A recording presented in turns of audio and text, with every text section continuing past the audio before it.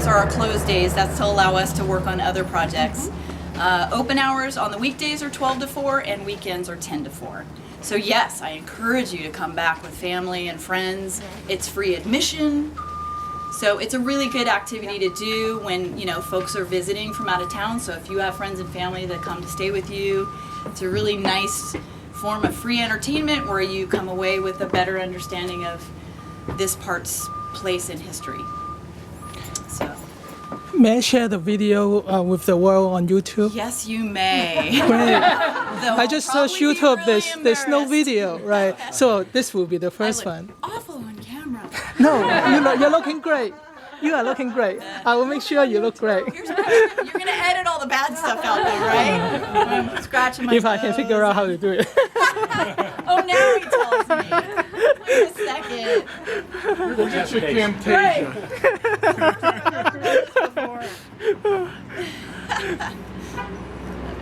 So we're missing Ying. Did anybody? Was she planning to come? Yes, she told me that she's coming. She had to drop some food. Oh, okay. So So why if you don't, want we to go, why don't we go ahead and start Yeah. then? Sure. And what I can do is probably flip that to open so Yep. there's no confusion. It's not technically open to the public, but it wouldn't be a bad thing if somebody else came in. So let me just real quickly, my name's Julie Lee. I work for Santa Clara County Parks Department. I've been with the department for 24 years. I'm a lifer. And most of those years were as a park ranger, working with folks in the field, parks, in campgrounds, and on the water as a boating officer, and enjoying day use activities in Santa Clara County parks. But I got the opportunity to come to Casa Grande about 3 years ago, and I haven't left since because I really enjoy it. I'm really proud of the effort that the county park system has put into preserving the history and restoring the history into a very nice representation of one of the earliest pieces of San Jose history right here in our own backyards. On a weekly basis, we get folks that visit here that are 2 miles up the road and don't have the slightest clue. And so it always tickles me when people come and they want to know a little bit more about the significance of New Almaden. So I hope to be able to give you guys a good opportunity to look into that. I'm pretty informal, so if you have questions, please do stop me. I have no problem if you get tired of listening to my voice or I'm talking too fast. Have me slow down, or if you just want to walk off and go do a self-guided, I'm more than happy to allow you guys to do that. The whole museum floor is open, and then I did also open up our gift shop, so if there's a book or something you guys want to pick up and bring home, I have the cash register open for that. Otherwise, I'm planning on about a half hour. Half hour, 40 minutes? 40 minutes. Whichever's good. I can go for hours if you'd like. But generally the tour takes about 30-40 minutes. We'll start in the house and then we'll end up in the mining museum and we'll talk about the period of history around the 1850s through 1976, which is when this area was mined. So welcome to Casa Grande. Come on in. Thank you. A chance to learn. So actually start in here. No.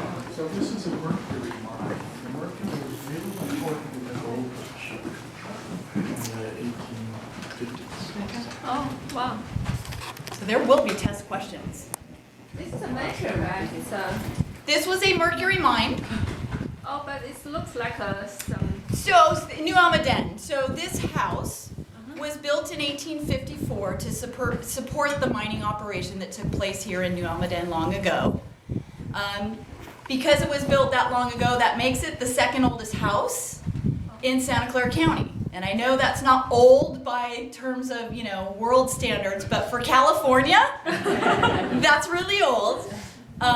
It is a brick structure, and it is 3 stories.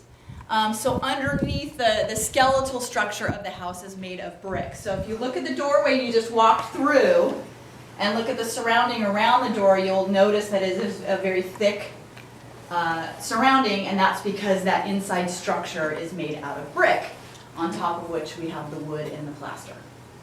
How did we do in 1989? Sorry? How did we do in In the Loma Prieta earthquake and in the great 1906 earthquake, the building actually fared extremely well in the 1906. In the 1989 Loma Prieta, we had a few chips and cracks in some of the chimneys.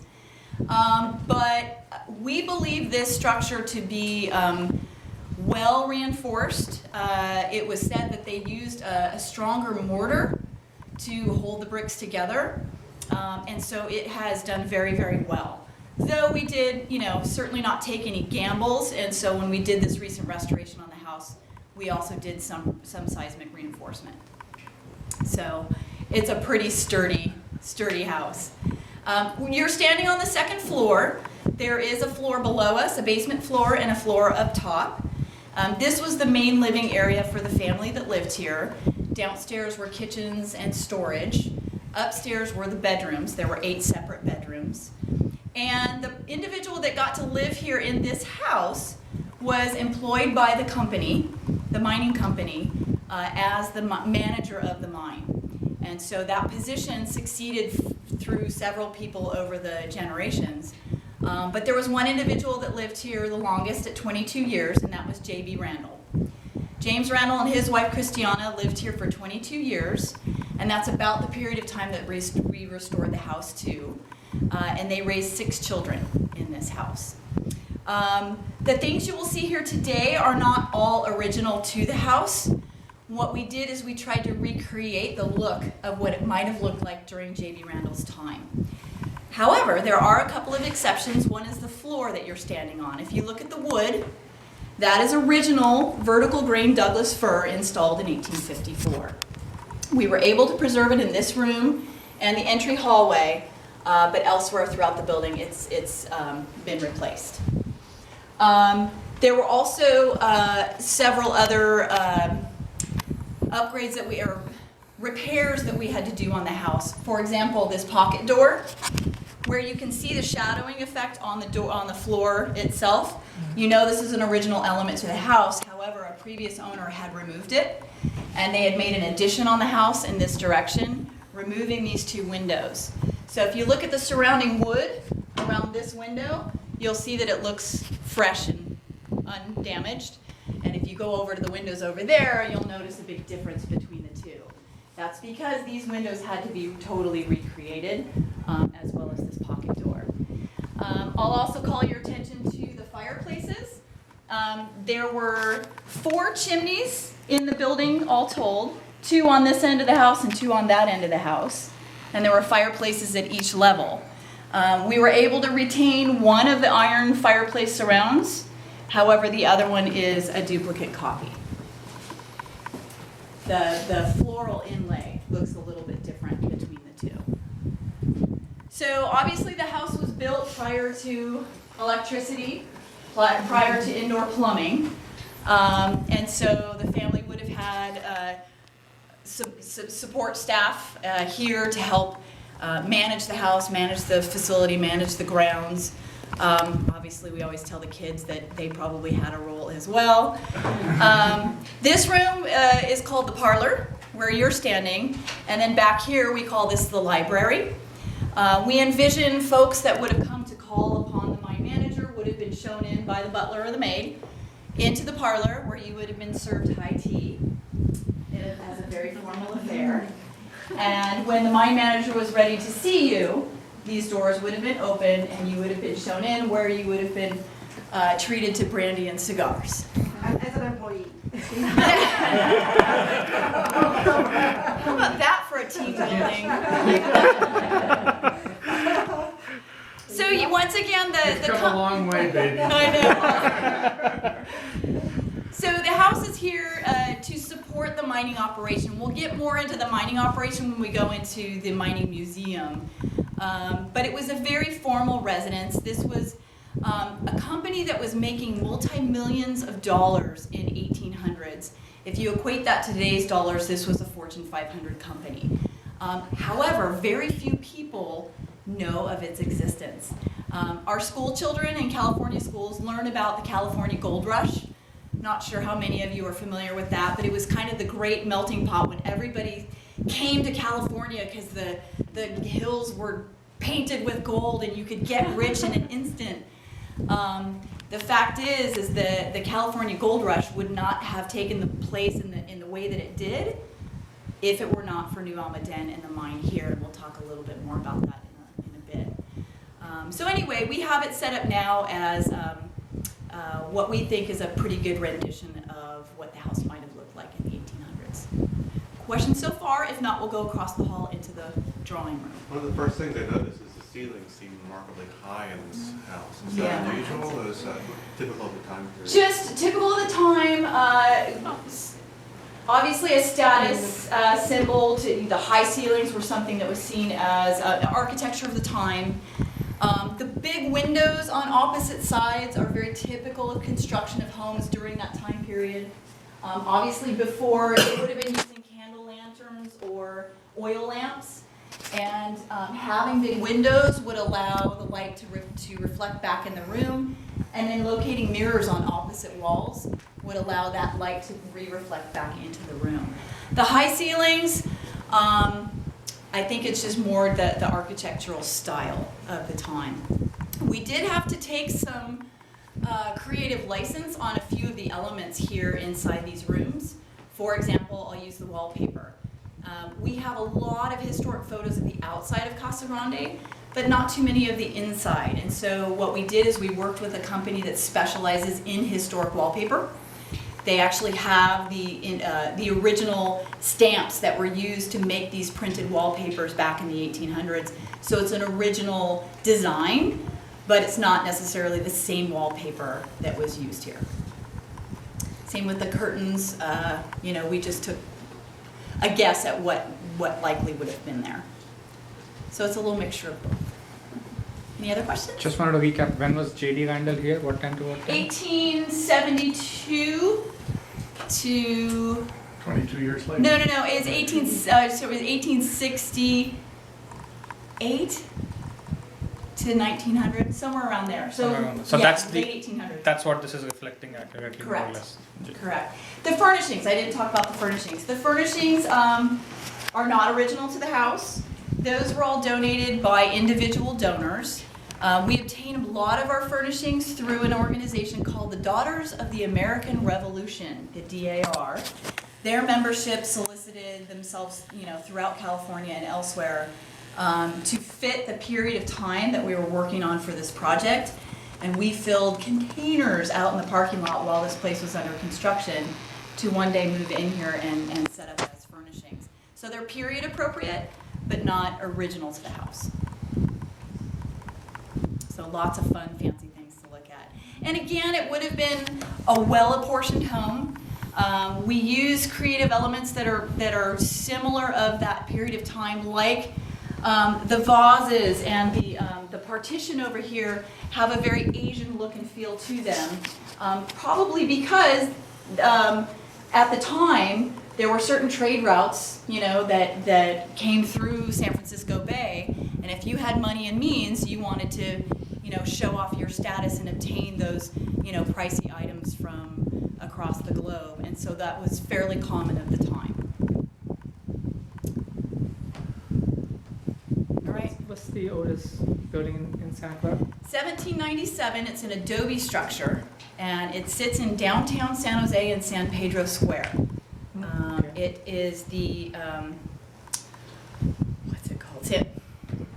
Peralta Adobe, thank you. The Peralta What does it mean, Adobe. the Adobe structure? It is an adobe structure. It means it's made of mud.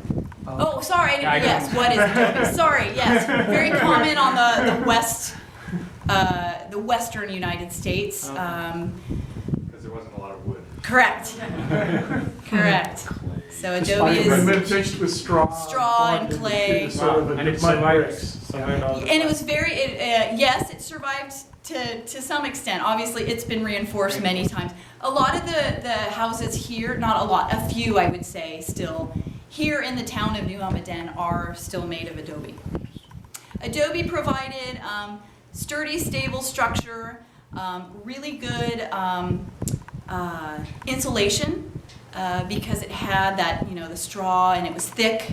And so it was able to maintain a pretty constant temperature. So it was a very California favorable. missions are often made Yes. of that. Mm-hmm. It's cheap for Indians to make as slave labor. He said it. But he's absolutely right. Yeah. So is the New Almaden part of the San Jose, or this is? It is. It's what you would call a burg or a suburb of the greater San Jose area. New Almaden does not pre-exist San Jose. San Jose was established in 1777, and New Almaden was recognized as being established in 1845. So San Jose had already been here for some time as a fairly small pueblo area. Before, and this is all before California became part of the United States. Obviously, the Spanish that controlled this area early on created the mission system, and then later Mexico tried to establish its control over California and tried to populate the area to fend off Spain, and ultimately the United States came in and fought with Mexico for control of California, and it was decided from that war that the United States would now take claim of California, and then that throws this whole town and the mining claim into question. So lots of wealth generated from here, though. So let's go to the next room where you'll find the drawing room. And please let me know if there's any other questions. So we are technically within San Jose city limits. Yes. We're in unincorporated San Jose. And when you say this is the second oldest building, that doesn't count the missions?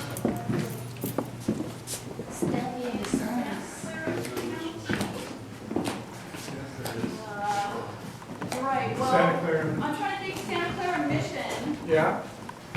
is not in Santa Clara County. Yes, it is. Yes, it is. Where is it exactly? It's on the Santa Clara County, it's on the University of Santa Clara campus. I guess I was thinking Santa Clara was outside the county boundary, so No, you would be correct. Because Yes. Santa Clara goes The up to mission Palo would Alto. far predate. Yeah. So I guess I'm thinking of Of the buildings, non-mission. yeah. Non-mission. Just a residential. Residential, yeah. Thank you for the clarification. Yeah. Say what kind of mining they were doing? I don't think I did. So what kind of mining does anybody know what kind of mining they did without Yes. Griff jumping in there? Mercury mining. So this was a mercury mine. Up until this was discovered, the largest mine existed in Spain, in a town called Almaden.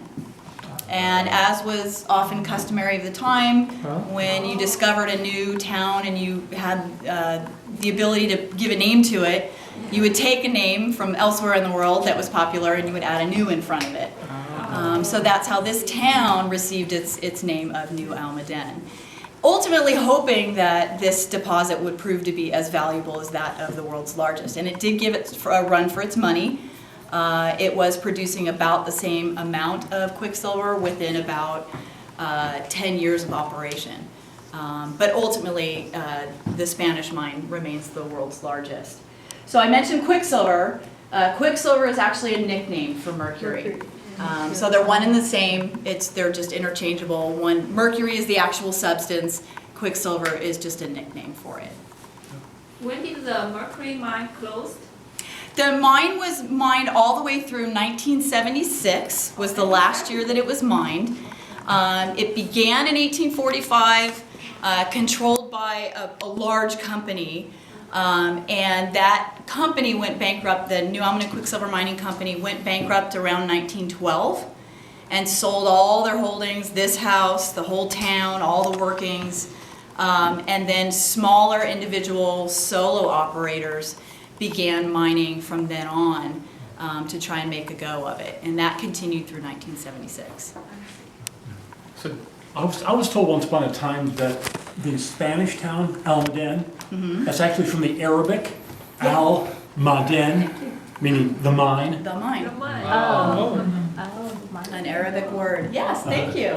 Almaden means the mine in Arabic, and that's, again, the origin of the town in Spain, and ultimately where this town's name was derived. So now I'm confused. Is there a town called Almaden here now? Or It's only called New New Almaden, but you guys are at the Almaden Almaden, yes. Research Center. So that's the whole rub. Is the community, and see, I grew up in Almaden. I went to local schools here, but I did not live in New Almaden. And the locals are very adamant that this town is the original New Almaden, but it predates Almaden. Yes. So it's very confusing. Just like the new stack. Think of it as a new stack. Correct. Right now it's Watson. Watson is a new stack is the old one. New Almaden. That's what our jobs are. Data miners. Oh, gosh! I love it. Quicksilver New name for our I like that. The Quicksilver. There's actually a lot of names that get their history from slips. the town of New Almaden. What is our local newspaper? Mercury. The San Jose Mercury News. Mercury News, yeah. That's why it's called that. We have Randall School, named after James Randall. We have Harry Road. You guys are off Harry Road. Captain Harry was one of the mine managers here. Thank you. Castellero School, named after Andre Castellero. He was the Mexican cavalry officer credited with discovering this mining deposit and taking the first official mining claim in 1845 and establishing the town of New Almaden. So a lot of place names come from the history here. Yeah. Now the town of New Almaden currently has been named his National Historic District. And so all the residences, including this one in this town, are subject to zoning laws and regulations and keeping the historic flavor of the facades of the building. So everything is privately owned with the exception of this. This is in the public domain. But all the residences. So you guys didn't drive past, correct? Where is it? Where is it? Just on up the road? Just the next house down starts the old houses, and you'll go down maybe half a mile. And maybe if you want to do that on the way out, you can circle around, drive up the road. You cross the creek by La Forêt Restaurant, which is a French restaurant. Back up on the road behind that. There's a creek that runs behind us. It's a very small, skinny, windy path between houses on both sides. You pass the cemetery that's still there, and then you wrap right back onto Almaden Road on the other side of the post office. So it's like a mile loop, and it gives you a good flavor of what the town once looked like. And for our newcomers, La Forêt is an excellent place for fine dining. Yeah. Fine dining. Yeah, so if you've got some folks from out of town, and I hear the Sunday brunch is outstanding. So, yeah, good place to go. So let's go here into the gift shop because I have some pictures that I like to use as reference material.